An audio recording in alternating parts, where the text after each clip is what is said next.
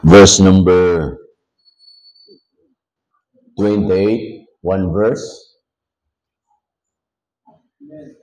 Kita nyo na, mga kapatid? Okay, basahin natin. Isra 7, verse number 28. Ready? Read. And hath extended mercy unto me before the king and his counselors, and before all the king's mighty princes. And I was strengthened as the hand of the Lord my God was upon me. And I gathered together out of Israel chief men to go up with me. Tayo po yung manalangin. Heavenly Father, thank you very much sa gabing ito. Thank you for your guidance to us. Thank you for your words. And thank you for the opportunity to pray, to listen to your words tonight. These things I and pray in the name of our Lord Jesus Christ. Amen. Please be seated. So yung last week we discussed about Nehemiah, no? Ngayon naman, we are going to talk about why the hand of the Lord was upon Israel. Ang kwento po dyan, sabi po dyan sa binasa natin, I was strengthened. So, si Israel ay medyo na-encourage. Si Israel ay medyo nagkaroon ng lakas. As the hand of the Lord, my God, was upon me. So, paano natin malaman that the hand of God was with you? Paano natin malaman that God is with you or the hand of God is with you? So, paano na natin malaman yan? So, dito, meron tayong mga reason behind that, okay? Pag sinimulan po natin yung chapter, simula ng chapter, verse 6, 7 verse 6. This Israel went up from Babylon. So, galing sa Babylon kasi nga nasakop sila, ng Babylonian Empire. And he was really scribe of the law of Moses. So itong si Ezra, siya po ay nag-aral ng law of Moses. So ibig sabihin, if you want to prepare yourself to the service of God, you need to study. You need to prepare for the ministry that God will give to us or to you. Okay? Kaya dito nakalagay dyan, and he was really scribe. So talagang handa na siya. Kaya mahalaga yung pag-aaral Kasi pag nag-aaral tayo, we will be ready. Naging handa tayo. Okay? Which the Lord God of Israel had given, and the king granted him all his requests according to the hand of the Lord his God upon him. So makita naman natin yung talatang yan na nandyan yung kamay ng Diyos sa kanya. Okay? So yun po yung kagandahan dyan, mga kapatid. Ngayon, pagdating na dito, bakit natin sabi, why the hand of the Lord was upon Israel? Una, because Israel prepared himself. So, hinanda niya sarili niya. Kaya sa paglingkod sa Panginoon, mga kapatid, we need to prepare ourselves. Kaya sabi nga ni Pablo kay Timothy, di ba? Study to show thyself approved unto God. So, kinakailangan mag-aral ka so that you will be approved unto God. A workman that needed not to be ashamed, rightly dividing the word of God. So, itong si Ezra, he prepared himself just like tayo. Hinahanda natin sarili natin, yung mga anak natin, hinahanda natin for the future. Kaya pinapaaral natin yan. Isipin nyo, yung pagtatsaga, tinitrain natin yan. Kasi minsan lang sila maging bata, minsan lang sila maging estudyante. Pagkatapos silang mag-aral, edi tapos na sila. Yun, mag-venture na sila sa kanilang tatahakan at mag-desisyon na sila sa lang buhay. Preparation po yan. Kaya sabi din ng banal na kasulatan, train up a child in a way he should go. When he is old, he will not depart from it. So we need to train. Okay? Kung anong gusto natin. Kaya yung chapter 7, verse 9 to 10, nakalagay dyan.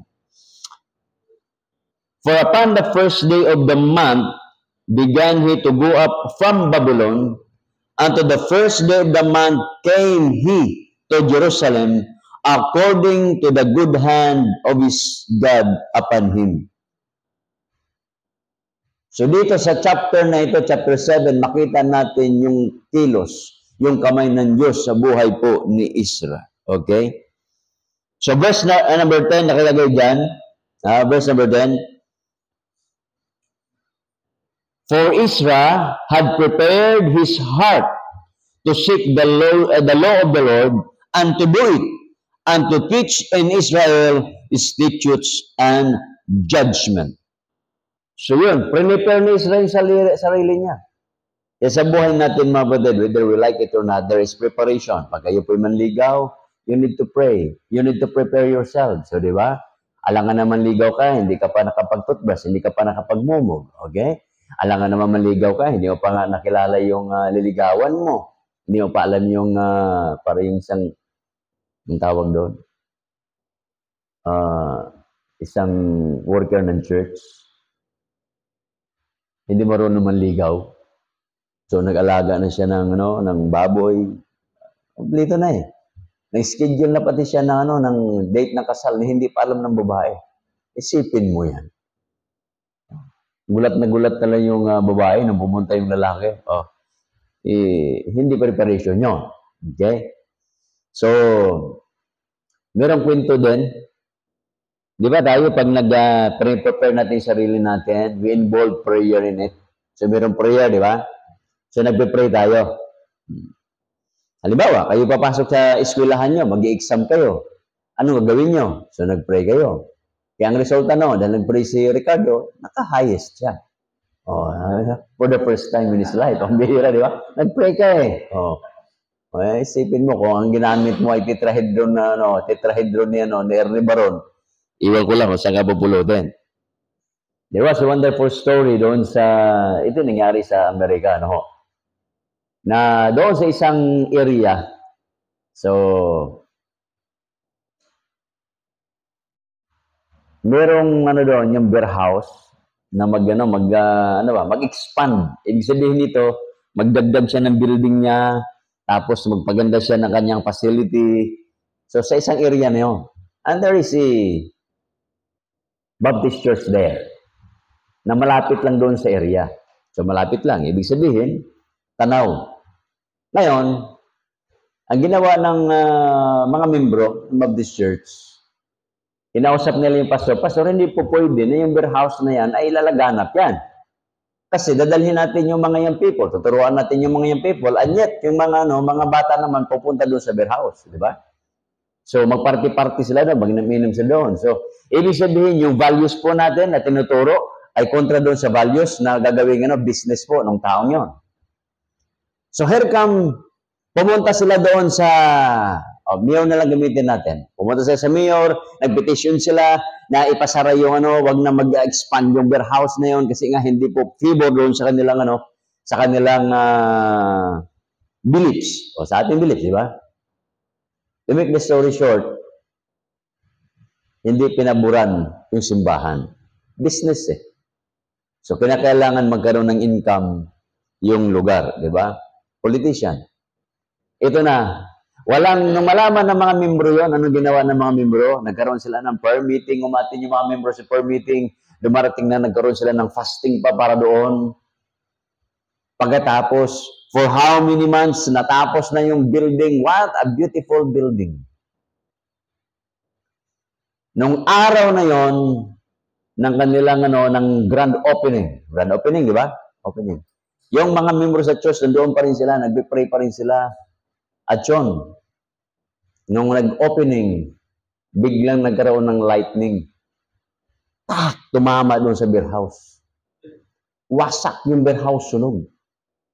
Nung malaman ng church, tuwang-tuwa yung mga church, pininto nila sa mga tao, yes, kasi nagpe-pray kami na yung, alam mo na, di ba? Ganun naman tayo, di ba? Na yung out of joy, di ba? Tuwan-tuwa ka, yes, sinagot ng Diyos yung prayer request namin, sinagot ng Diyos yung prayer namin, na yung lugar na yan, facility na yan, ay dapat huwag buksan yan. Ayun, sa sunog tuloy. So itong may-ari, frustrated. Dinimanda yung church.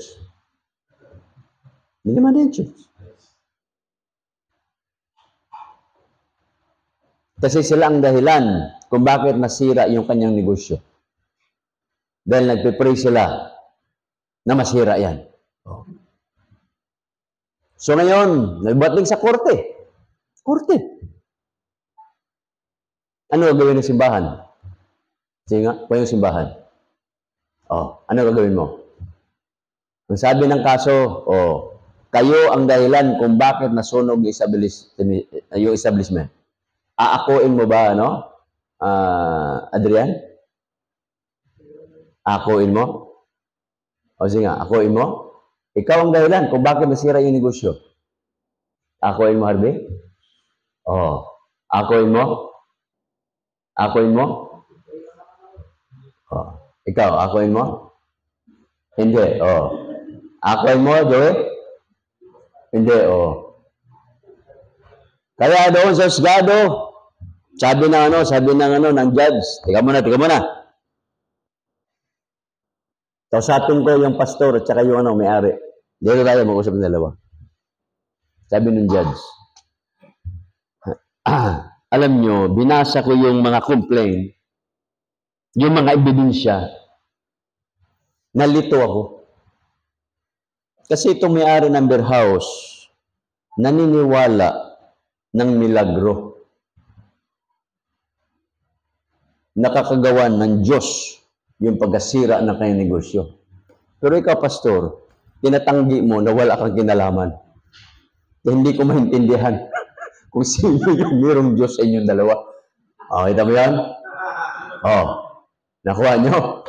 Yan ang problema doon eh. So we pray and yet we don't want to admit. Nakuha nyo ba, Dad? That the hand of God was there. So ito po yun, nangyari sa panahon ni Ezra, that the hand of God was upon him.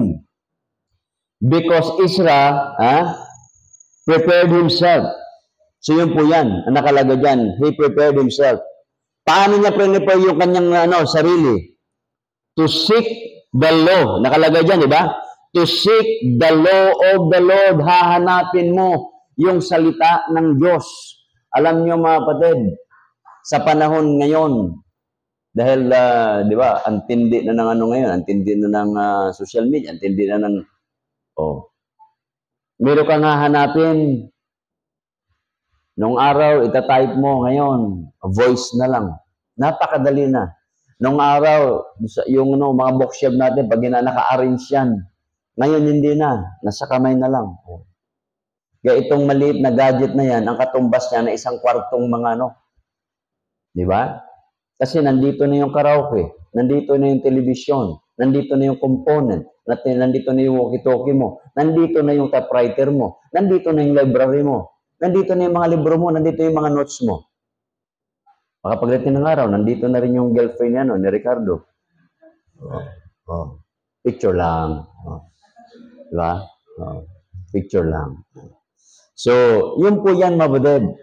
Seek. To seek the law of the Lord, to learn what God wanted him to do. Okay? Ano pang meron niya sa verse number 10?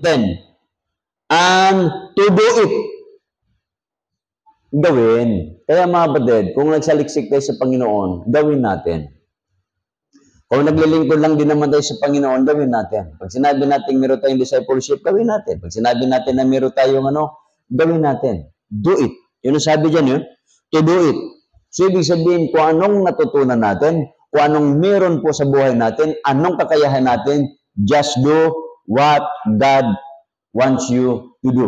Gawin natin. Yun lang po yung nais ng Panginoon. Pag inutos ng Diyos na humayo ka, mangaral ka, do it. Binigyan tayo ng Panginoon ng mga kaloob.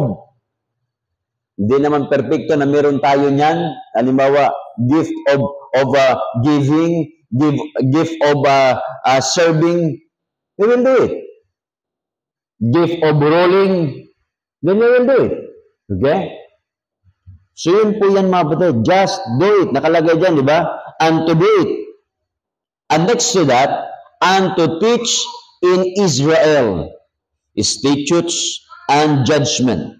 So pag ginawa mo na yan, teach, magturo. Napakahalaga mga kapatid sa buhay natin. Lahat dapat tayo dito, we are teachers. teachers. So, kanina, ginawa ko ng lesson ng ng tawag doon, ng deacons. So, nilagay ko rin doon that deacons. So, pagdating ng araw, pagka medyo maganda na yung simbahan at marami ng mga lalaki at may mga balo na sa loob ng simbahan, saka tayo magka-deacons. So, why not? Sa Bible naman yan. So, yun po yan, mga kapatid. Yun lang, doon sa Paite, si Pastor Jason nung araw, nag-deacon siya doon eh. O, sabi ko, paalam Pastor, maglagay ako ng deacons. Sabi ko, wag na. Ilagay mo na deacons, so mayroong at least alam sa Bible school. Kasi yung mga deacons na yan, spiritually mature yan. Tsaka dapat marunong magturo yan. Although, yung deacons, kato yung 7 na pinili nila eh. Si Philip nga, evangelist eh. Nakuha nyo? Evangelist eh. Si Stephen, preacher yun, binato nga eh. Ibig sabihin, ito yung mga requirements na gano'n. Evil. Sabi niya, hindi. Total, ano naman yan? Ala, sige. Ako naman, puro sige lang. Sige. Ang bihira. Ayos lang yun. Okay?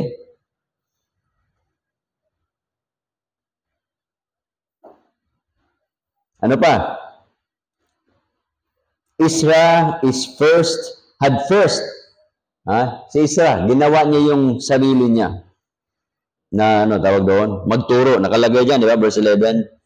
To teach in Israel. So, magturo. So, tayo mga kapatid, harinawa, lahat tayo dito, one of our ministry should be teaching ministry. That is educating believers. That is edifying believers.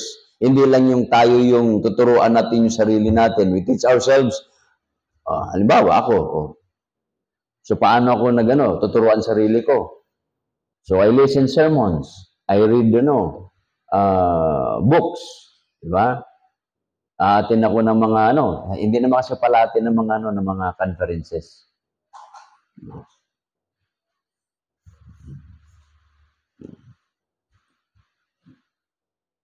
Kasi may na rin. Mahina na yung aking yung tawag doon. Yung makinig ng mahaba. So, hindi na rin pala ganun. Siguro, pag mga 10 years from now, baka pagka nasa conference ako, tulugan ko na lang yung speaker. Dumarating yun siguro. That's normal, di ba? Habang tumatanda ka, pagka nakaganon ka na, maya-maya, matutulog ka na. Kasi nga, pagka ako ngayon na pabarbero, 15 minutes lang naman yung barbero, di ba? Kaso, pag sinimulan na ako, nakaganon na ako eh. Sir, ganyan. Sabi ko, bakit kaya pag pupunta sa barbero, lagi na ako naantok ngayon? Magbihira yan.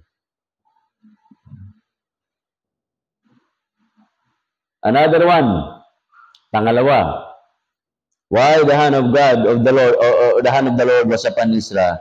So yung una, because Isra prepared himself. Pangalawa, Isra had sought the Lord. Isra chapter 8 verse number 22. Nakalagay dyan.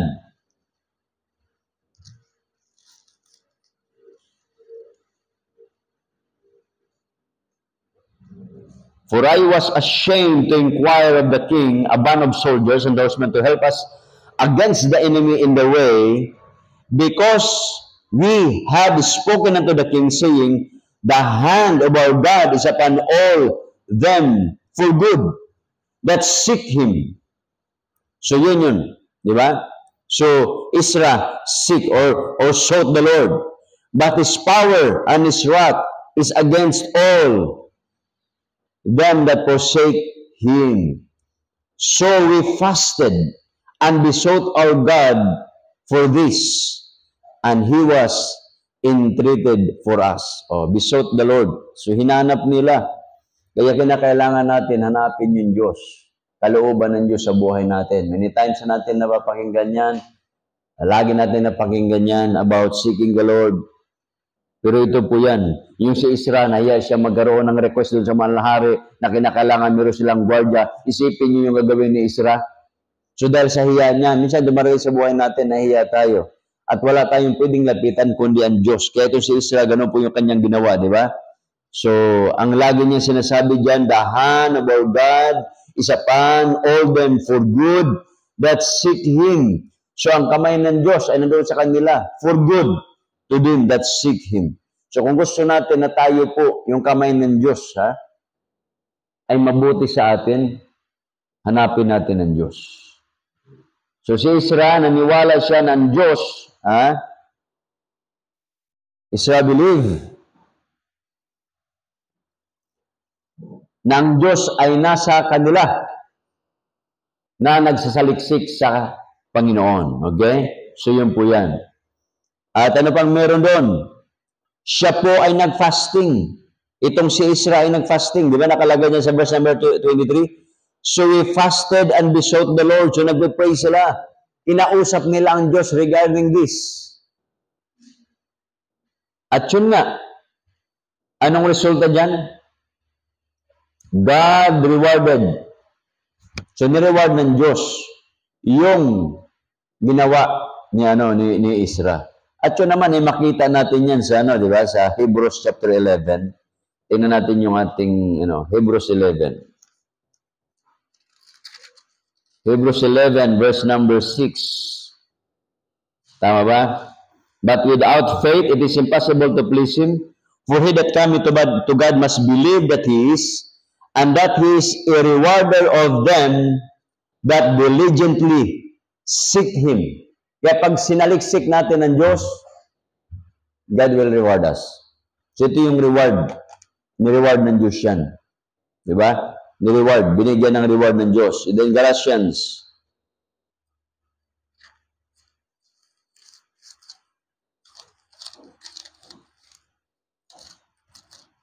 Chapter 5. Verse number 6. Tama ba?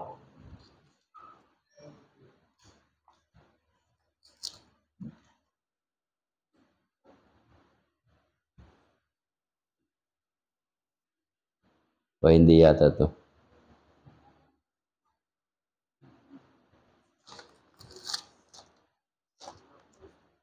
Sorry.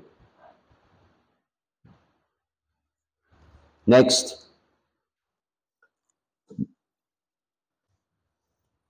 The hand of the Lord was upon Isra dahil meron siyang tinatawag na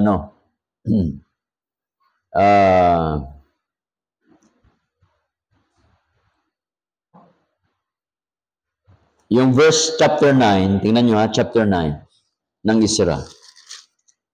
Anong makita natin dito? Chapter 9, verse 1 and 2. And when these things were done, the princess came to me saying, the people of Israel and the priests and the Levites have not separated themselves from the people of the land according to their abominations. So on and so forth, di ba? For they have taken of their daughters for themselves and for their sons, so that the holy seed have mingled themselves with the people of those lands. Yet the hand of the princes and the rulers have been chipped in this trespass. So anong makita natin dito? Itong makita natin to sa verse number 2, di ba? Na yung mga yung mga rulers had been chipped in this trespass. Sila yung pasimuno ng kasalanan. Sila yung pasimuno ng kalituhan. Sila yung pasimuno na mag-disobey. Di ba? Para ngayon lang sa bansa natin.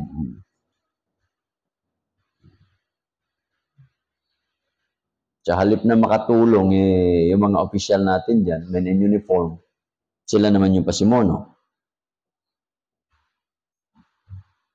Because of power. Yung mga politiko kasi, gusto niyan talaga kape.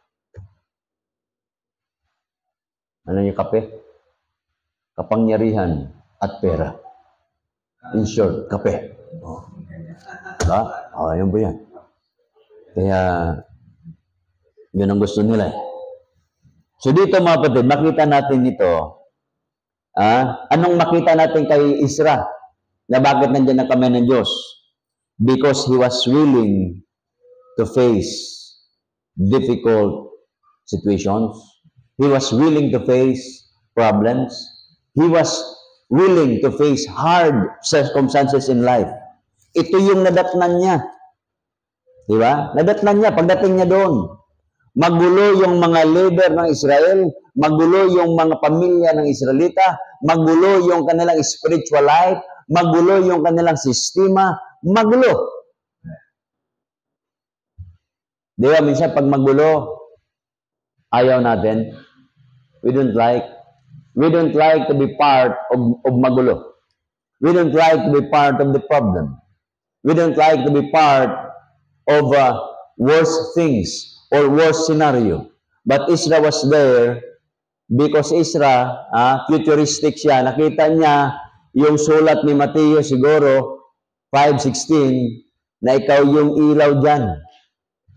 Kung madiliman ang paligid mo, let your light so shine before men. Kung walang lasa yung paligid mo, let be yourself. Be a salt there. Ikaw yung panlasa doon. Yun po yung ginawa ni Isra, mga kapatid. Kaya nangyari dyan, sabi ni Isra, and when I heard this, I rent my garment and my mantle, and pluck off the hair of my head and of my beard, and sat down astonished. O, di ba? Then were assembled unto me everyone at that trembled at the words of the God of Israel, because of the transgression of those that had been carried away. And I sat astonished until the evening sacrifice. And at the evening sacrifice, I rose up from my heaviness, and having rent my garment and my mantle, I fell upon my knees and spread out my hands unto the Lord God. Di ba? And said, Oh my God, I am ashamed and blushed to lift my face unto thee, oh my God. For our iniquities have increased. Pag-isipin nyo dyan. So ito po yan. There are times, there are things, there are situations that we cannot use our force, we cannot use our energy, we cannot use our strength, we cannot use our education, and we cannot use our connection. May mga bagay na kinakailangan natin manalo sa laban on a bended knees. Just like Israel. Let's all stand and let's pray. Heavenly Father, we thank you so much sa mga paalala niyo po sa amin. Why the hand of God was upon Israel. Because he prepared himself. He sick. He besought the Lord.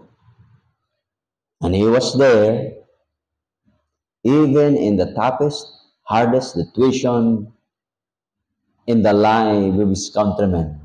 He was there to be their light.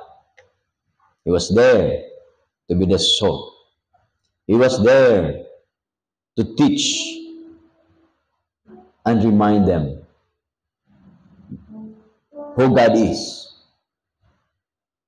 Kaya tayo mga kapatid, nandito tayo ngayon sa mundong magulo. News everywhere. Bad news everywhere. Pero nandito tayo. So, anong gawin natin? Be like Israel. Na manindigan tayo. What we know, yun yung gagawin natin. What the Bible says, what the will of God in our lives, yun po yung gawin natin. So if you're reminded by God's word, you're free to come, kneel down, and talk to the Lord in prayer right now.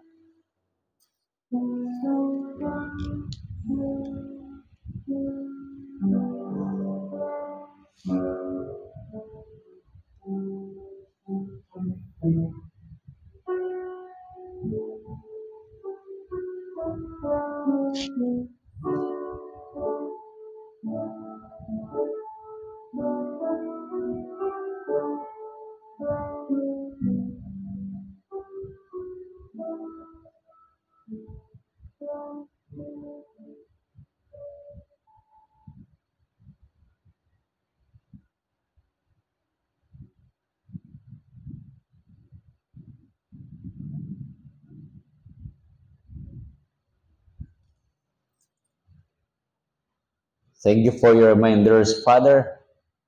Thank you for your words. Thank you for the life of Israel. I pray that you are going to continue to bless every one of us as we part ways. Ingatan niyo po ang bada sa amin na kami po ang identity po namin as child of God. Nandoon yung situations na nahirapan kami, ay patuloy pa rin kami manindigan. May mga bagay na kinakailangan madaan namin. Hindi through emotions, hindi through intelligence, hindi through strength, but through prayers. Just like Israel. So ingatan niyo po ang batay sa amin at bless us, O Father. Mga kapatid po namin nangina, palakasin, makaramdaman, pagalingin at hari nawa, dalangin ko na yung mga kapatid po namin ay patuloy na maglilingkod sa inyo hanggang sa kalawang pagbabalik. Lahat ito aking dadalangin, pinapasalamatan sa matamis sa plano Kristo, sa amin niyo sa baligdas. Amen. Okay, tawagin natin, Brother Harvey, to please come.